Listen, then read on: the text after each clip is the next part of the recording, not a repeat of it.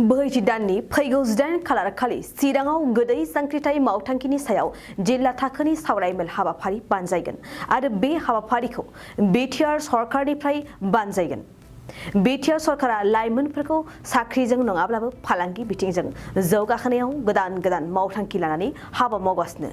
लाइमोनफोरनो दाउ, अमा, बोरमा गुबुन बिथिंनि फालांगि खालामनो हानायनि बायदि सुबिदा होगासिनो। बेबादिनो लाइमोनफोरखौ फालांगि बिथिङाव जौगाहोनायनि थांखिजों फिन खेबसेबाव गोदान सुबिदा लाबोदों बिटिआर सरकारा। बडलेण्ड हायुङारि ओनसोलाव गोदै जांख्रिथाय एबा हाग्रानि बेरेनिफ्राय गोनोखोआरि आदबजों बेरे फिसिनायनि सुबिदा होनो थांदों बिटिआर सरकारा।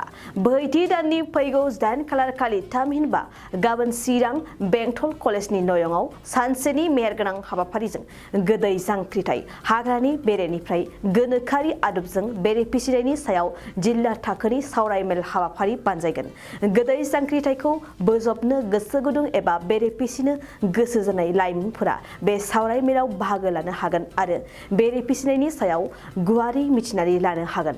मख'नो गोनांदि थांनाय बोसोरनि 2 दिसेम्बर खालार खालि बे मावथांखिखौ बिटिआर सरकारा गसाइगाव कुसुगाव रेन्ज अफिसनि केम्पआव बेखेवजेनदोंमोन।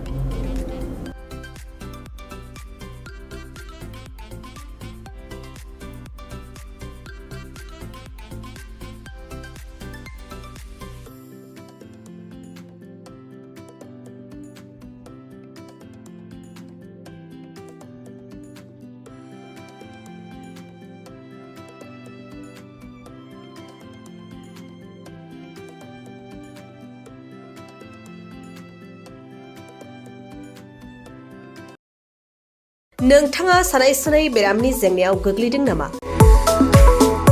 जुदि नोंथाङा सानाय सुनाय दंब्ला जिंगासिनांगौ गैया।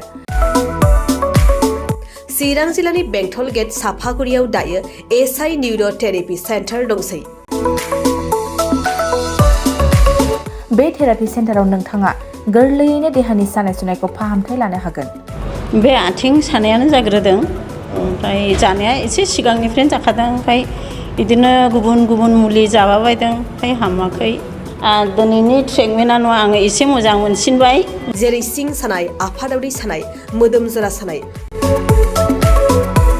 आइजोफोरनि जेंना, खर' सानाय बायदि बेरामखौ फाहामनाय जायो।